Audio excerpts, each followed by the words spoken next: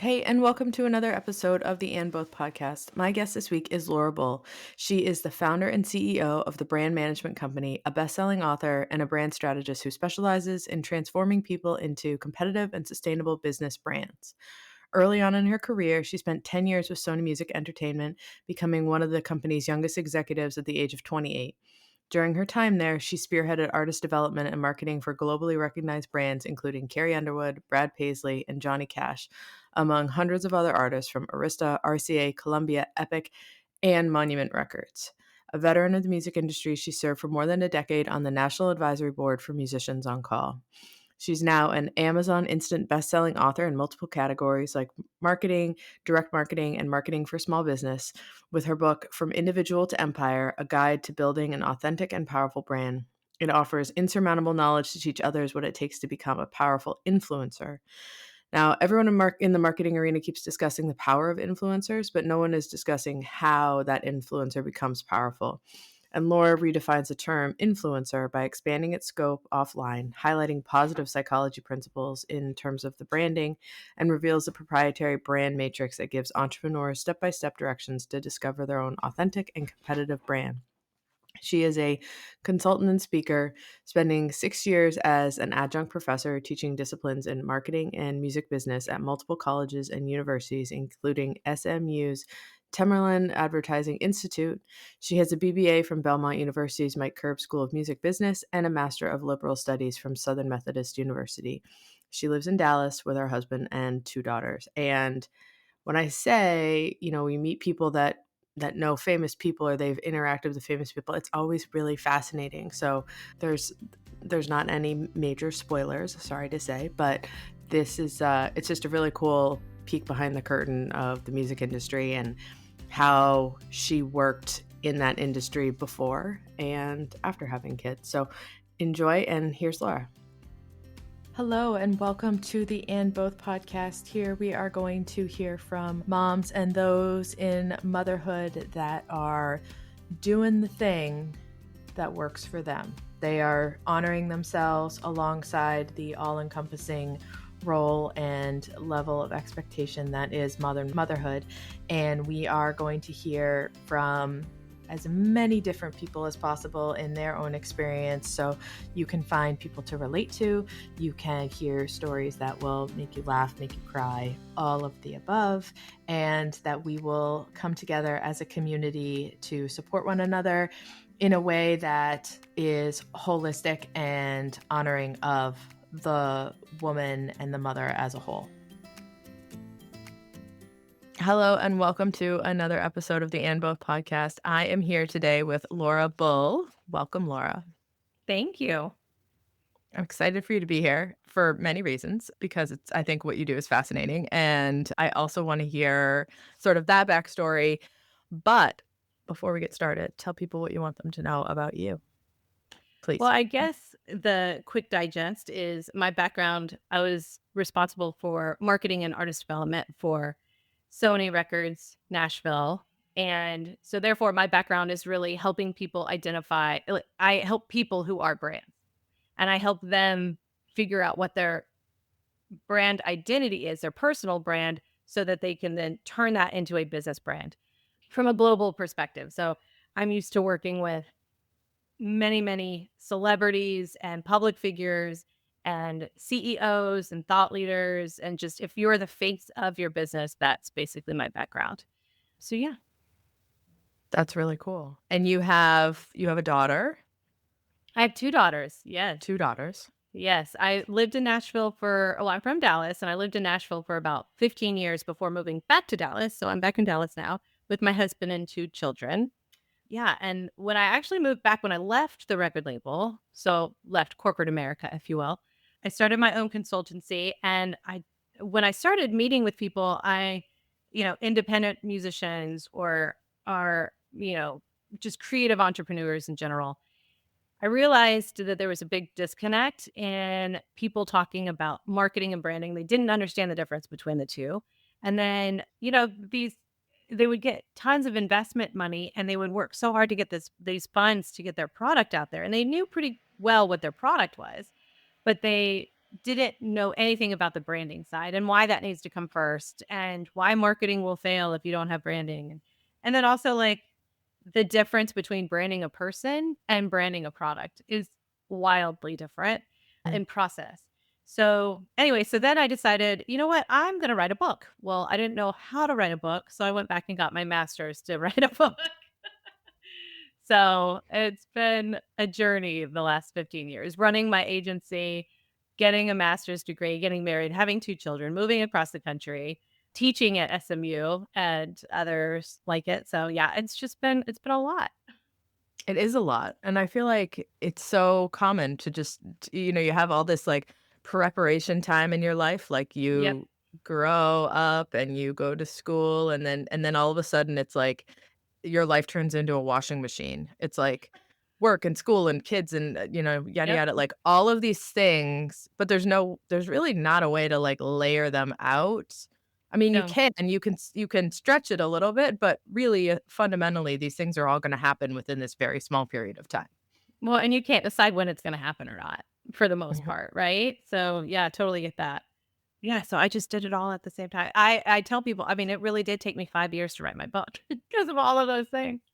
Yeah, yeah, Simultaneously at the same time, you know?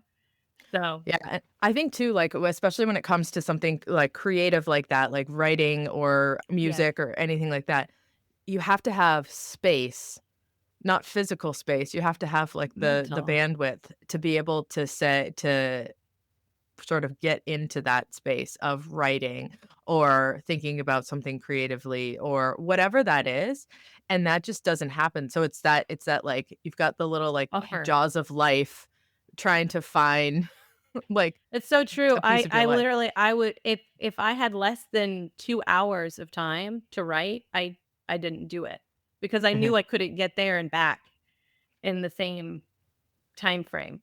So I would have to do blocks of like 3 hours here, 3 hours there, and sometimes only once a week. You know what I mean? It's that you can Yeah. get that put aside. But I couldn't have any distractions. I used to go down to the local cafe and just write there because that was the only time I wasn't gonna get harassed by 50 people. So, yeah. Yeah, it's a journey, that's for sure. Right? So how did you get started in the music business? Because I feel like the music business is still like no matter how, connected and how much of the backside of celebrity life that we see and all that stuff, there's still this like Grand Canyon feeling abyss between like people who are Real world. musicians and celebrities and all that stuff and the real world. And like how did that happen? So, you know what? I was always into music. So as a kid, I was just like I sang, like in choir. I was all state Texas choir and things like that. And I always thought I was going to be on the music side, helping artists figure out what songs to sing and what producers to work with. And they called it A&R. And so I just lasered in on Belmont, which has a business degree for the music industry. So if you end up not staying in the music business, right, you have a backup because you actually have a marketing degree or a management degree. So I have a BBA. And basically the way they do it is like you minor in music and so we have copyright law classes and things like that. So I ended up doing that and within the first semester, I wasn't even allowed by the school standards to actually intern and get credit for it, but I was just gung ho. I just wanted to do everything. So I went and I got an internship at Sony and I worked my way up for over a decade until I was an executive. So it's just, you know, gumption Mhm. Mhm. and grit and just I knew exactly what I wanted to do, and the funny thing is once I got to Sony, my path changed because I was, again, wanting to do A&R, which is more of the music side of things, and working with the songwriters and working with the artists, and again, finding the next singles and developing sounds and things like that, and I still have a passion for that, but it's more of a passion, it doesn't really fulfill a purpose, right? So which I also get into in my book. But for me anyways, I mean for other people it absolutely does. But anyways, I fell into the marketing side and I realized how creative and interesting and I always like the fact that no 2 days are the same. Mhm. And so I just loved that aspect of it, and I liked being behind the scenes. I don't I don't really like being in front of cameras or any of that. So it just played out the way it was supposed to. And how old are your girls? 4 and 7. Okay. So this is after they were not born when you were still at Sony. Oh no, I was the youngest executive at Sony. So I was 28 when I got that tap on the shoulder. And so yeah, I didn't have my kids until much later. 35 is when I had my first. And the only reason I think about that is like because that job, I feel like, especially in, they've all those stories like artists recording at 3 in the morning because Oh it's yeah, inspired or whatever. Like, I feel like that, like, it's one of those things where how would you? it's impossible. Yeah. I don't understand. I had a couple of women who I looked up to when I worked there, obviously, and very close colleagues of mine. And one of them had 3 kids, and I still don't know how she did it. I mean, she must have been tearing her hair out every day, but I think she had a lot of help from the community around her. Mhm. And, the good thing about the music industry is they are pretty lax. Like, you don't have set office hours. I mean, you have to get your work done, but they can also find you across the world. So they don't, they don't, Yeah. they don't care. This is back in Blackberry days. But yeah, I joke with my husband all the time, like we go to bed at 9 now, and I used to get home at 4 a.m. On the regular, like, and then turn around and be in the office by like 9:30, 10. But now I'm up at 5:36, so it's Mhm. like, it's totally a different life for sure. Yeah, and all those seasons change. So, when you meet somebody, like when someone comes into your sphere now, how does all of that work? Like, what do people, like, seek out most? Well, the number one thing that I see people struggling with is their narratives, right? So people spend their whole lives, like I was saying earlier, working on their product, and they really get to a place where they're like, okay, I've got a great product. I know what it does. I know what is great about it, et cetera. And they know the industry in order to get it launched. And then they go out and get funding, before they put up their own funding.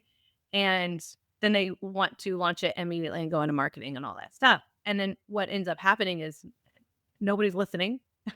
A, there's so much stuff out there, right? Like nobody's listening. How do you get them to listen? Nobody's connecting. Nobody's becoming brand advocates in order to spread the word and word of mouth and all of that.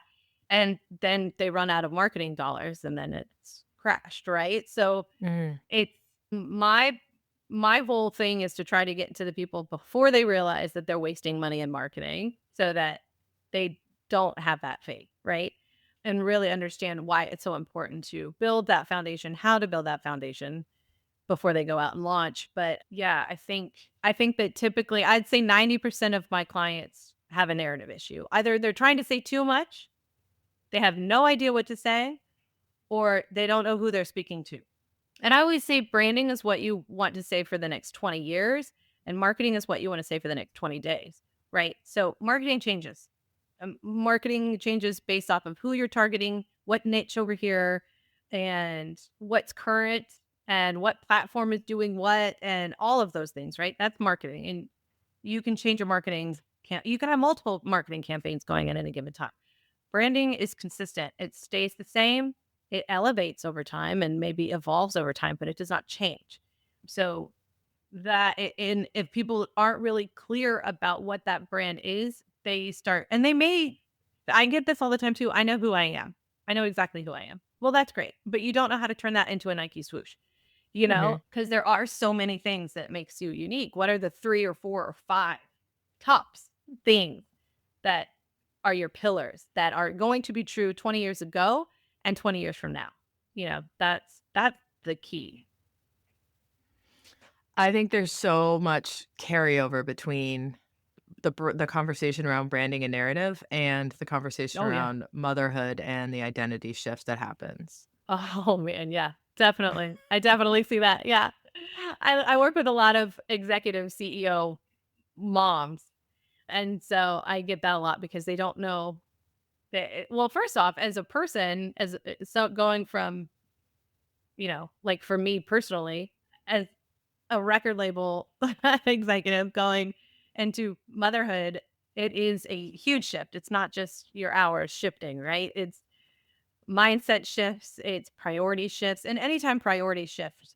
And that's another thing. It's like I always tell my clients, just because priorities in life are going to change, they're going to ebb and flow, but your brand does not have to change, right? If you really focus in on the key elements that are going to be true, whether you become a mom or whether you change industries or whether you decide to write a book, like how do all of these come together in one little package? That still should be a viable thing that you can accomplish. Does that make sense? Yeah. Yeah, I mean, that's and I think that's the hard part is, like, there is such a shift that There is. it's destabilizing, and then I think that's when you get into the, like, throwing everything out the window and being like, "I have to start from scratch," Yeah. versus everything is like it's like when you have a change in your life, like having a baby or having a new job or whatever. It's like you're saying, like, it's like the marketing has changed, but the Right. branding has not.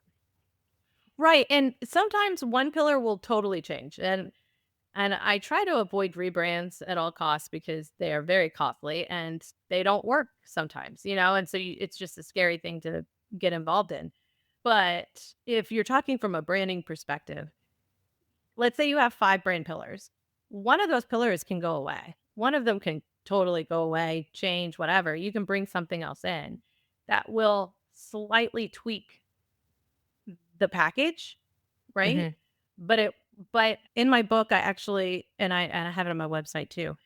I refer to, looking at the Pepsi logo from like the late 1800s to now and all the different steps that it took to get to where it is now. If you look from the 1800s to now, it's super jarring, like, if you put those 2 right next to each other, right? mhm, But if you look at each step, you can see the continuation, and you can see the little tweaks that they made in order to get to where they are now.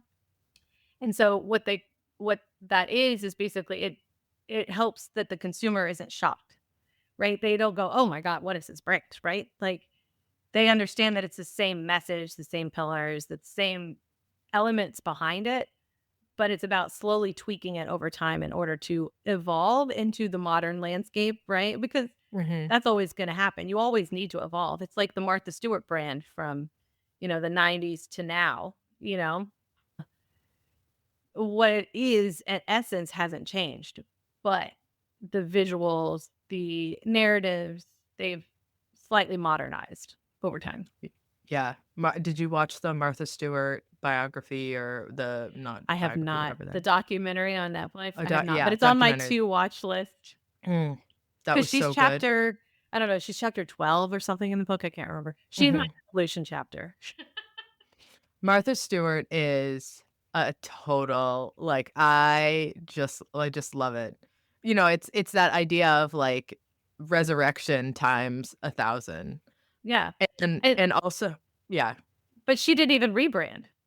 No. That's the thing that is amazing, right? Like, she just evolved over time. It was not a rebrand. Nothing about her core offerings or core narrative has changed at all. It's just slight tweaks to her growing up and maturing and changing in her normal life.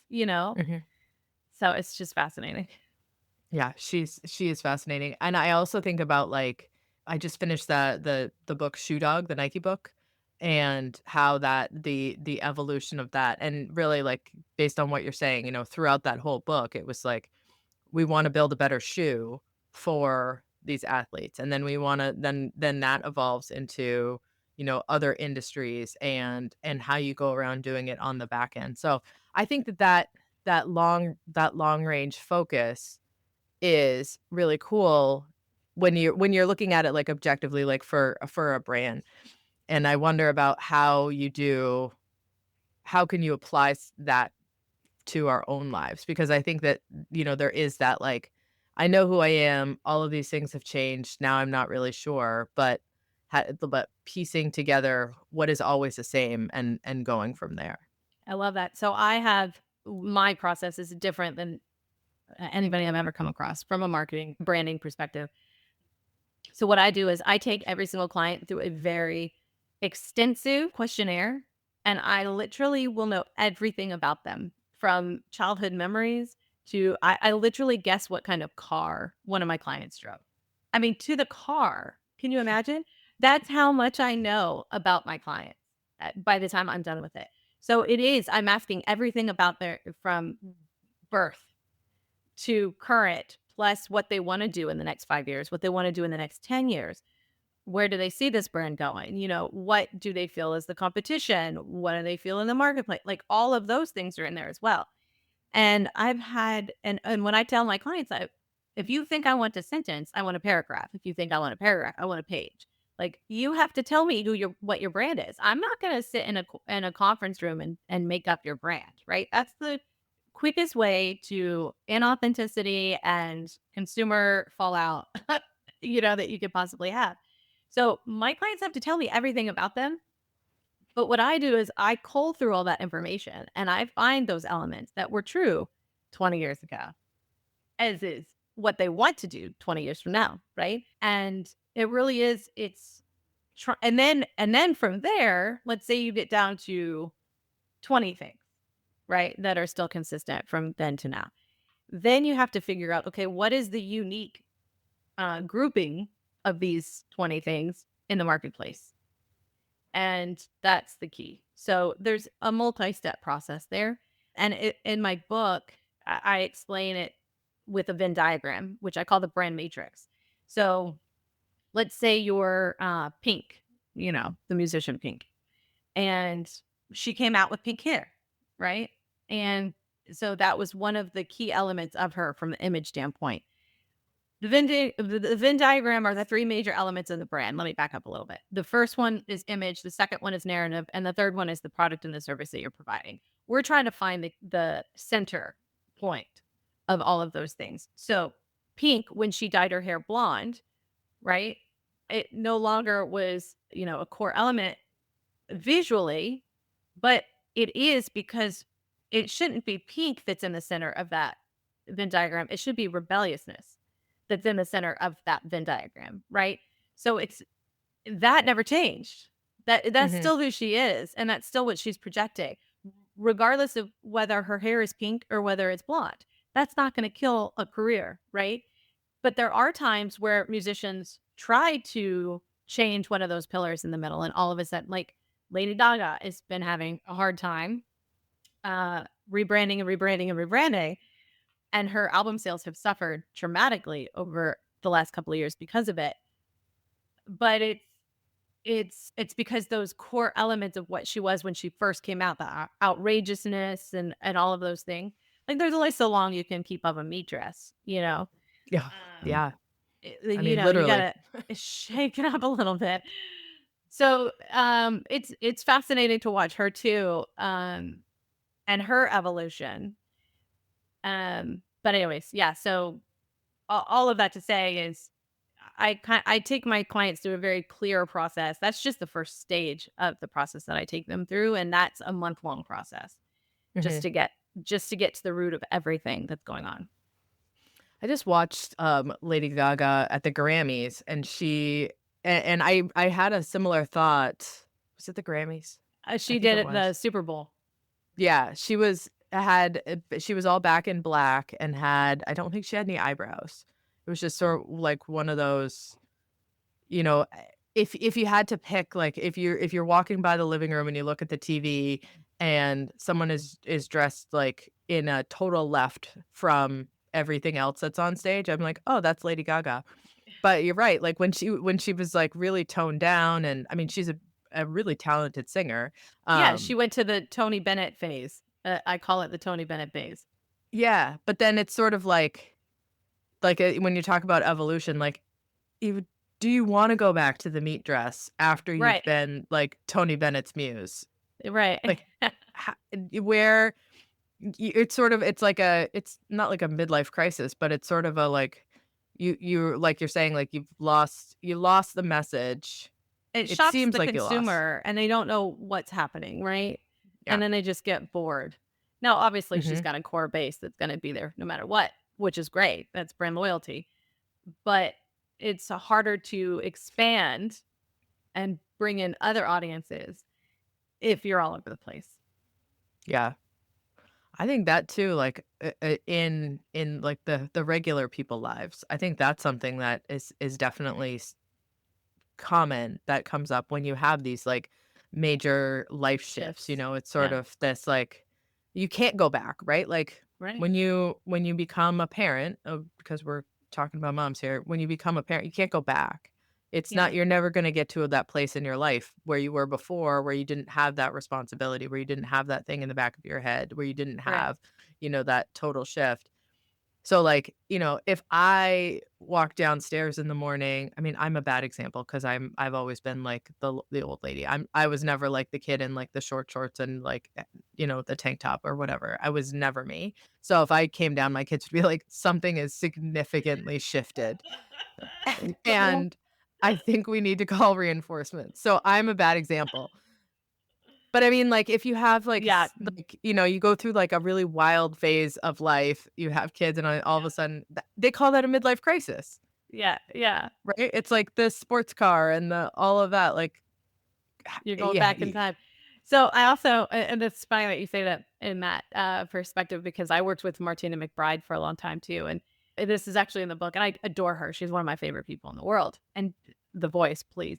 But we went through a phase where she wanted to be hip and fun again, right?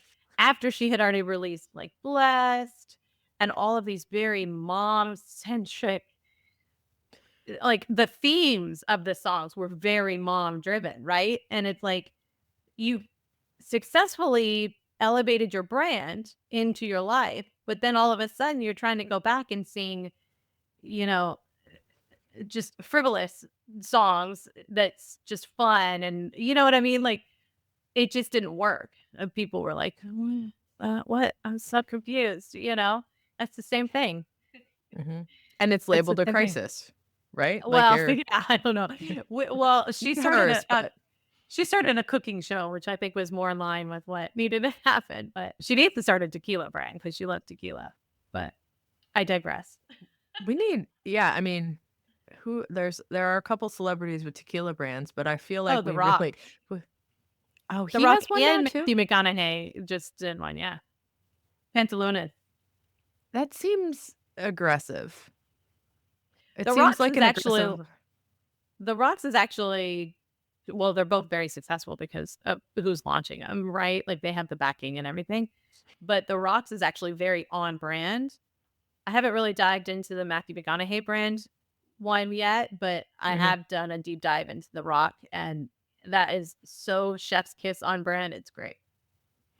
Yeah, like him I can see. Matthew McConaughey has more of a, like, bourbon whiskey kind of vibe there. Yeah, I don't connect the dots. that's funny. Yeah, they're trying Mhm. to. I know that some of the marketing is very uh, comedic. I mean, Pantalones, like, lost your pants kind of thing. It was like, so, But, I like, mean, he's the that, guy who makes the Navigator commercials. Like, yeah, he's like Mr. like smoky voice. yeah, like the most interesting man in the world vibe. Mhm. What is that, Mhm. Dos Equis? Mhm. It's funny. That I like the branding for that. That always cracks me up. I also have a friend from high school whose dad looked like that guy and and is Cuban. And so, it just always cracked me up to like go over to her house because he'd be like in the office or whatever. And I'm like, yeah, it's the Dos Equis guy. It's not, but It's funny. I know a celebrity. yeah, right. You're That's famous, funny. famous here. I love a good I love a good I've been playing around with, like, maybe she's born with it, maybe it's branding. You know what I Yes. mean? Like, just Hmm. brand it. Like, all these iconic taglines that are brand taglines, not just marketing taglines, you know? It's like none of those would happen without the brand, you Hmm. know? And Yeah. people just don't get that. People just think, well, first off, again, the difference between marketing and branding, one is changeable and ever changing. It, and here's another way to look at branding. If you hone in on your branding and get super specific on the branding and focus, laser focus, where it's just this little ball of things right here, right? I can hold in my fist. The marketing that can come from that is infinite. It's Mhm. the more focused you are on the branding side, the more opportunities and ideas you can have on the marketing side. It's That's literally the way that works. So if you're flailing around on the marketing side, and I see this too, a lot of people have struggles with social media content, social media strategy, and it's because they're so all over the place on the marketing side because they have no idea what the key elements of their brand is. And that happens literally daily. Yeah. Yeah, I mean, this reminds me of Italian food, and I'm gonna tell you why, 'cause it doesn't make Yeah, sense. wait to hear My that. kids well, I made lasagna the other day, and we were talking about this, and this is what brought it up for me. So, it's like, my kids are like, "Well, what is this? And, what's in this?" And I was like, "It's literally the same thing in It's like basically all pasta and Italian cheese. food. Yeah. Pasta, cheese, sauce, and maybe a Tomato meat." sauce. Yeah. And I'm like, "That's it. That is Italian food." They're like, "I like this kind of, like, whatever pasta dish, but I don't like this one." I'm like, "Guys, it's either layers or it's rolled or whatever, but it's all the same." And that's what branding is the Italian food for me. That's the metaphor that makes sense in my, But it's true, caffeinated that's head. a very good point. Yeah, it's the same 5 things, and I always, let me also say it in this way too. I always use this example is if I were to ask you, "Oh my gosh, I can't remember her name. She is a powerhouse vocalist. She's a singer. What is her name? I can't think of it." What would you say? Right now? Oh my Powerhouse gosh. vocalist, that's all I gave you. Whitney Houston. Okay? Whitney, and she's one that I use in my examples, right? That could be Celine Dion, Whitney Houston, Carrie Underwood, Martina McBride. That could be hundreds of female Mhm. singers that are powerhouse, quote unquote, vocalists, right? Now, if I were to say, oh, no, no, no, she's got this mod quality, she's British. Now, who am I talking about? I feel like it's like an Elle King or a Amy Winehouse or Adele. somebody. Adele. Adele. Way to miss the So, mark. It's on me. well, you did not to prove my point. But actually you are kind of proving my point because it's the grouping of the pillars have to be together at every single consumer touch point, right? Mhm. So Amy Winehouse is very different than Adele. What is it that makes them different, right? So whatever that is, you got to put that together in the pillars with Adele for her to be Adele. Does that make sense? Mhm. So it is the grouping together, they have to show up. So when, for instance, I'm going through a photo edit, right? I have to make sure that all 5 pillars are speaking to me from that photo or it's in the toss pile, right? And so a lot of people go, "Oh, I look really good in that photo. That's the one I want." No, that's not what you should be looking for, right?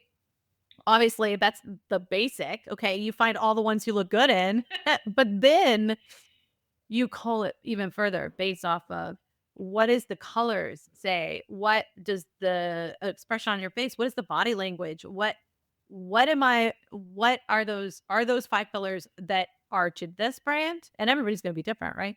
Are those speaking to me or prevalent so that, people, and this is MIT studies, people make up their mind about trusting or not trusting, and they make up their mind about liking or disliking in nanoseconds, Mhm.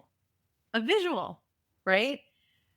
So, regardless of what you are speaking your narrative or how you're communicating your narrative, you have to do it from a visual standpoint, first and foremost, right? And if it's not backed up on the narrative side, and if it's not backed up on the product and the service, then that's when everything starts crumbling down. So, anyways, it's very, very important to make sure that every single pillar is prevalent in every single social media post, website, everything that's out there. Yeah, and how I mean, I feel like it's, people like you're even talking about, like, the surveys and all of that stuff, like, people don't just call on a Friday and they've got, like, a branding, like, No, strategy and plan on a no. And Monday. it's horrible well, actually, I'm actually doing something right now where I might be able to pull that off. but, but yes. And my biggest pet peeve is when branding agencies call themselves branding agencies when they are graphic design agencies, when they are Mm, coming up with logos and things like that. That's only one element of a brand. You're forgetting the product and the service, and you're forgetting the narrative. And how does that play into it? Now, the really good graphic designers understand the narrative need, because everything is psychological from a visual standpoint and from a narrative standpoint. So, what I mean by that is, first off, perceptions are different. You see red differently than I see red. The color of red is going to be different for me than you. Secondly, colors make you feel different things. Fonts make you feel different things, right? One font is going to say something that another font is not going to, and vice versa. So everything visual is going to say something. There's a reason why most fast food restaurants, or restaurants in general, have red in their logos. Do you know what that is? Isn't that the like this? It's like tied to the stop sign. Like it's this It, idea, like it sticks out. well, that is actually true, but more so, red stimulates hunger. So everything has a very psychological basis when it comes to color. Blues are calming and Hmm. trustworthy. Oranges are energy and vibrant, right? So for instance, the color of my book, it's like a teal blue, right? It is a color that is associated with creativity. It makes people want to be creative. And my target audience was creative entrepreneurs. So there are very key elements to branding that are deeply rooted in what that narrative is, right? So if I Hmm. don't go through that audit phase, how am I going to know any of these things that a graphic designer is like, oh, I think we like this color palette put together. I think that's fantastic, right? That's not Hmm. branding. It's fascinating. I I get a just, lot of I people that have to come to me to redo all of their branding because of that. And that's it. they spend $10,000, and then they're like, "Oh man, I should have just come to you at the beginning," you know? Hmm. So, And yeah, so like how long, if somebody comes to you, like an entrepreneur or an artist or whoever it is, and they say, I need help with my branding, like how long does that take to go from, hi, how are you? Here is the beginning survey piece to like, we're picking the final pieces. yeah. So we go through a three phase process. So we do the audit phase first, and that's the questionnaire, but also that's us looking out to what is already out there, figuring out the marketplace for this particular brand, etc. So we're doing an internal audit and an external audit. That takes about a month, because typically our clients take about 2 to 3 weeks to do their homework, and that's the most they have to do during the entire phase, because again, I'm not gonna create a brand out of thin air. You have to tell me everything I need to know. The second phase is our brand reporting, and that is where we actually pull all the elements together, in the sense of, it's typically a 30 to 35-page report. It's very in depth. We go into brand positioning, which is, psychographics, demographics. We even go into like where the audience is. What are they watching? What are they reading? Where are they traveling? How are they spending their time? Those kind of things. Top markets, all of that. That's all part of, you know, brand positioning and target audience. Then we go into the brand purpose and solidify that, which is key. We go into competitive research and key differentiators. And obviously, we pinpoint the brand pillars. We create a brand statement that's like, this is your mission statement, but it's like, I call it a brand statement because it's purpose, shared values, which is something we identify. And that's shared values is the only thing. When you can identify a shared value with your audience, it's the only thing that's going to make them want to become a brand advocate and brand loyal. So super important to identify what that shared value is. Anyways, we go through all brand archetype, brand voice, brand tone, brand visuals, all of that. And we put that all together.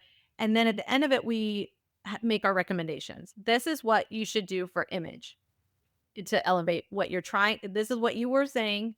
This is what you're trying to say. And so this is what we need to do to level up your image. This is what we need to do on the narrative side. And this is what we need to do on the product service. What are the revenue streams? How, that kind of stuff. How can we improve the product or the service that you're already doing? Um, and and then we make those recommendations at that phase. The last phase is where we actually go and implement. And I can't tell you from the first meeting what that's going to look like. I have no idea. So some clients, it's just a quick little upgrade. Some clients, it's full start from scratch. We got to start all this over, right? And I don't know that until we get to the end of phase two. So, Mhm. in my recommendations. So, because of that, the process can take 3 months or 5 months. There's, there's really, I mean, like for instance, right now I'm doing a photo shoot, a video shoot, and and when it's a brand video, it's not like a music video.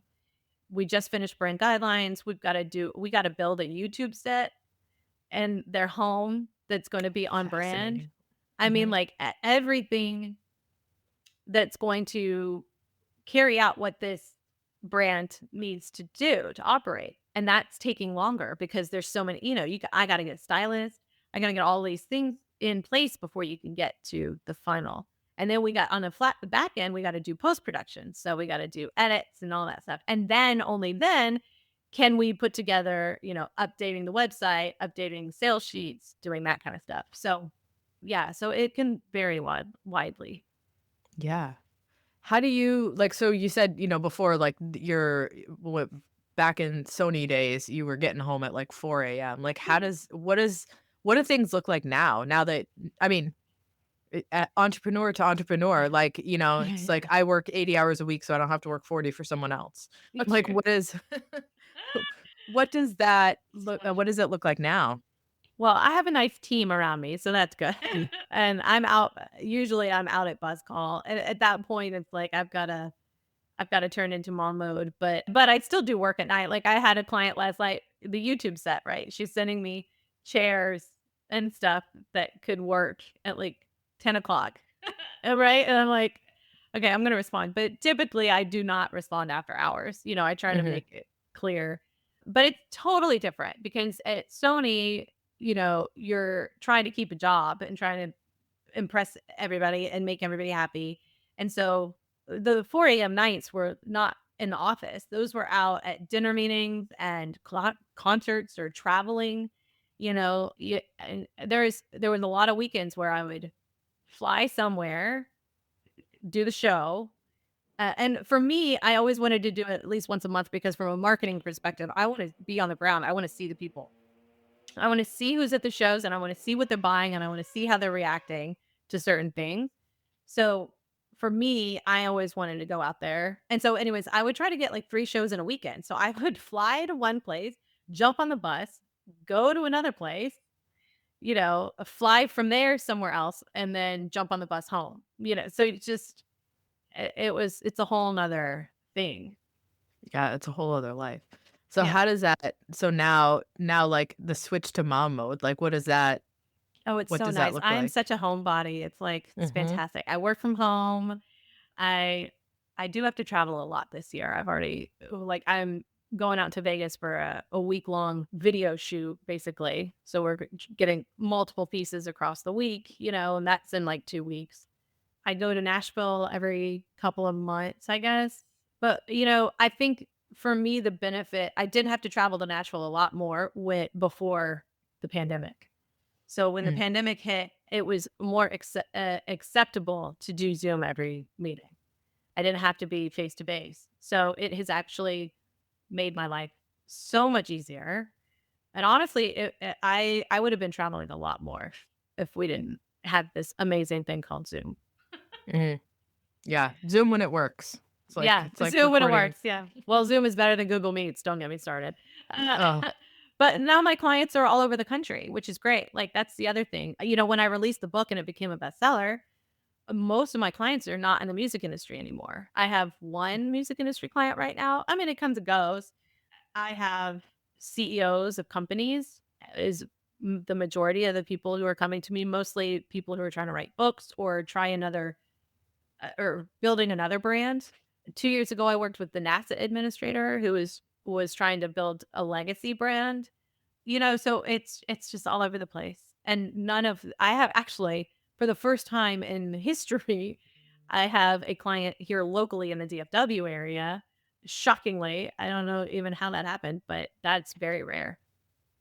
Yeah, I mean, I do think, like, the benefit of being able to actually use the tech for good to has made a difference and has made a difference a lot in this, like, return to office Yeah. shenanigans that companies are realizing really don't necessarily need to happen, and I think Yeah, that it just that's depends on the people. It depends because yeah. I'm a go-getter and self-starter and all of those things, problem solver, and I always have been. So I do miss is the team atmosphere where you could just walk down the hall and be like brainstorm randomly, like, "Hey, I got an idea. What do you think?" You know? Mhm, That's the one thing I miss from Sony and being able to just drop by any office that you want just to shoot the shit, you know? mhm, Um, but I mean, like I said, I have clients now. I have Canadian. I One of my clients, while I was working with her, went from Singapore to half time, part time in Zurich and Dubai. I had a client last year in Croatia. Right now, I have Florida, Salt Lake City, Virginia Beach. I mean, they're all over the place. how many clients do you have at a time? I typically have 5 clients at a time. Well, from the branding perspective, I am very mostly all hands on. I don't really my team doesn't really touch my branding clients. I enjoy that process, but I also have a very specific process that I Mhm, do, and it's very hard to scale, which is what I'm actually working on right now. But my branding clients, they obviously they're cyclical, they come and go. Now, but marketing clients, so typically if I have a branding client that wants a little bit more hand-holding, they'll stay with me from a marketing perspective and then I'll turn into a fractional CMO for them. And those take I mean, I've got one client that's been with me for 5 years. I have others that have been with me for 2 years. So I typically only have 4 of those. 'Cause I don't wanna and that's where my team really comes in and starts to help a lot with those projects. yeah, that's what I was gonna say because the intensity and the depth of it seems to Yeah. be not something I mean, you're not gonna have 30 clients because 'cause you'd never go to Can't. bed. No, there's no way. Yeah, No, yeah. and, like, when I have 6, it's a lot. I'm working 24 hours a day. When I get 6, it's like it's a lot. I think I've only had to fire, like, 1 or 2 clients. They're like, "That's it. We can't do this anymore. I'm sorry." But, yeah, you do have to I think that one of the big things that I learned over time as an entrepreneur is boundaries, especially from retainer clients because there's that slippery slope, and it happens to every single retainer client where they start getting free things all the time. So, I actually have packages now for my retainer clients, like, "You're in this "Oh, yeah, you wanna do that? Sure, then that'll just bump you up into the next package." And I implemented that, like, 2 years ago, and it's been helpful. That's smart because then you're not I mean, I feel like the retainer it's like retainer tenure, like, whatever those things are, it's like all of a sudden you drop into, like, the goodie bag category. I mean, Yeah. you are paying a retainer fee, but the the retainer is not intended to be an all hands on deck all the time Yes. access, and I think that Correct. that gets Yeah, muddy. because that's an employee. Go go hire an employee if you need that much help, you know? Like, Yeah. we're here to steer the ship and implement a lot of things, but we can't implement everything. Yeah, for sure. And also, like, having the boundaries around what you're doing with your life. Mhm. You know, because you could I mean, you've done it before, right? Like, you could be going a million miles an hour for all hours of the day, but then what's the It's point of hard working for yourself? it's hard for me to remember that, honestly, but every couple of weeks, I have to remind myself, like, "Okay, nope." Like, I just got back from the first vacation I've had in a long time, and it's because I there's so many things in the air and, you're the point person and all that stuff, but it's just like, "No, you know what? I'm out. I'm gone. We're doing Disney World," you know? I'm with my kids. I'm making it magical. That's it. So I love that. I mean, my goal in life, my professional goal in life is to get rid of my smartphone. That is wow. right? That's a I'm lot. like, my kids are That's like, a "What is, big like" goal. right? "What is a measure of success?" And I'm like, "A flip phone. That's it." You really are going for broke on that one. Like, you went hard like, you don't want a smaller goal in between, Mm-mm. like, that's No, a I big want a one. phone, like, that's got I mean, I want a phone that can hold 6 phone numbers. I don't wanna be able to text anybody. I just wanna be, like You can call me if it's an emergency, but other than that, I want no internet, no social media, no nothing. I just See, I can't I've tried to get rid of social media, and I've been relatively successful with certain platforms, like, I will not go on TikTok. Like, I'm pretty much off of Twitter, and, the Twitter was the gateway for everybody. I remember teaching half my a lot of my clients back in Sony when Twitter came out, like, I remember showing them how to use Twitter. But anyways, I have to see what my clients are doing, and yeah. I have to be on it regularly, unfortunately, but I do feel like I have a healthy I'm only here for work kind Yeah. of thing instead of Yeah, the getting mindset. dragged into it too bad. But my Mhm. biggest downfall is that as soon as I wake up every morning, I check emails, news, socials just to see what I've missed. And I wish I could break that. That's my biggest thing. Cause I would like to just wake up and be like, oh, isn't it a beautiful morning? Like, I can't do I that. want the world out there for 10 minutes longer instead of, like, Yeah. in my eyeballs. Yeah. Oh, it's true. But if I did that, then I'd be straight into my children. And then that would be it's like I You need a got couple minutes before I see my kids. yeah, you gotta, like, have a cup of So, coffee and wake up yeah, and, that doesn't work. really, like Unless I got up at like 4:30 in the morning because they get up real early, my kids. They get up at like Well, they're 5:30 every young. morning. Yeah. Yeah. Yeah, they're in that, like, "Are you dead because you slept for 15 extra minutes?" And you're like, "Not dead, but feel like it now. Thank you very much." Yeah, yeah, thanks for that. Yeah. Let Oh me my tell you, gosh. sharing a hotel room with 2 kids that age is not fun. Like nap Mm-mm. time, I'm still the 4-year-old, she gets really cranky, so we still give her a nap. And imagine Walt Disney World. I mean, how exhausted they were, Yeah. but just trying to get her to nap and to go to sleep at night with those 2, it's like, oh, it's an adventure. It's an adventure. Mommy didn't get a lot of sleep last week. I saw a picture, it was like these parents went away and they had their 2 young kids and they put the kids to bed and they were hanging out in the bathroom because they were like, "It's the only way." That's so good. I don't think we could have gotten away with that though, because they needed the light from the bathroom to Mhm. to It's soothe always themselves. They didn't want it too dark. It's like everything. But I like 2 months before, I was like, "We are not taking our owls," because they each have, heartbeat owls, and I Mhm. was like, "And we're not taking our LED lights," because I know we spoil our children, as I'm saying this, but they have 2 LED projectors that do, like, aurora borealis and, like, stars and Yep. things on there, and I was like, "We're not taking these things." Like, we're not taking grandma's blankies because they could get lost. We're not taking any levies. We will buy one when we get there. Like, Mhm. like Yeah. You gotta figure it out. There are no rules. Yes. There are no rules when it comes to getting your kids to sleep and rest, Yep. and yeah, I hear it. Well, I really love I think there I just recorded another podcast with another mom, and we were talking about something similar, but it was sort of this, like, way to talk about motherhood without talking about motherhood, and I think that there's so much crossover between branding and motherhood and, like, really even everything that you do, like, the exploration of, like, where was I before and where do I wanna go and how do I piece it all together? So, I think Defining that purpose. yeah, I and mean, I defining mean, purpose is a huge thing.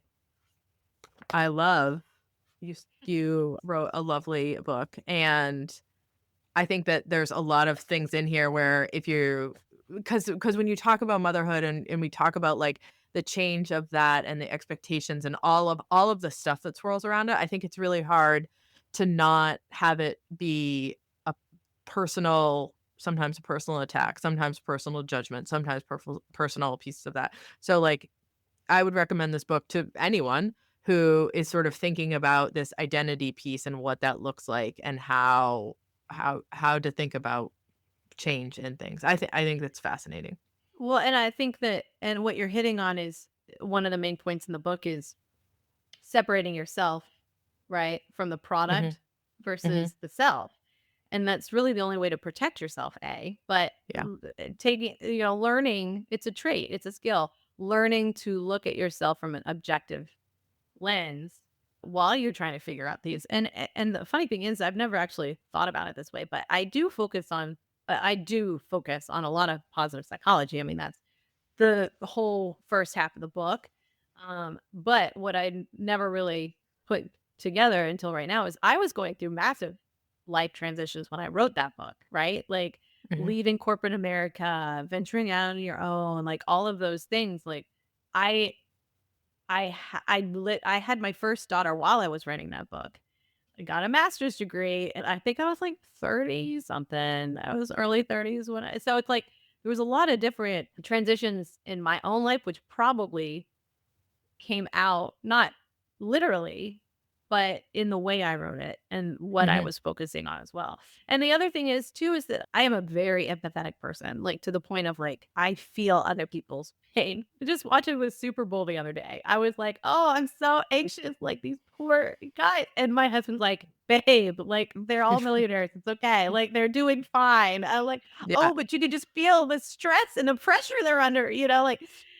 But like my life working with creatives who are so closely entwined with what they're creating for people, right? Mhm. And the personal hit that does to somebody. I've always been very protective of creative entrepreneurs in that sense of if you can learn how to do this and there's in that world that's so prevalent with alcohol and drugs and suicide rates and all of these things, it's like just these key little steps will really help protect your mental psyche and allow you to like peace and what you're building and what you're trying to create, and so I think that Yeah. that is a big, I hope that comes across, especially in the first two chapters. But anyways, I love it. Well, I'm gonna link the book in the show notes. And how about if you let people know where they can connect with you or how they can connect with you, especially yeah. if you need some branding work. Yeah. We actually have a free brand checklist on our website right now. It's basically like a checklist of steps that we kind of take our clients through, most of them. Just be like, okay, yeah, I've done it in the right order, right? Because it Mhm. all builds on each other. And so our website is thebrandmgmt.com. So it's thebrandmanagement.com. And yeah, and that should be. Oh, and there's also like the first chapter free there too, if you want to I love it. read my amazing Beyonce Home Depot commercial that I'm very proud of creating and why that works. Yeah, Alert. spoiler alert. That's awesome. So, Well, thank you so much for joining me today. It was great to chat. And I'm halfway through the book and you're like chapter 12. I'm like, ooh, I'm not there yet, but I'm gonna yeah, get there. you're not. There's an Ellen chapter and a Martha Stewart chapter, Sheryl Sandberg chapter. Every single chapter is wrapped around a mass influencer, a mega influencer. And of course, it's female forward because I'm a female and I wrote it. But it's funny that most of my clients are male. Most of my readers are male. Maybe that's why Um, their branding works. It's because they have a woman running the show of it. maybe. Yeah, maybe. Just That's a a good thought. point. Just a thought. Well, again, thank you so much for joining me today. Thank you for having me. It was fun. I'll geek out over this anytime.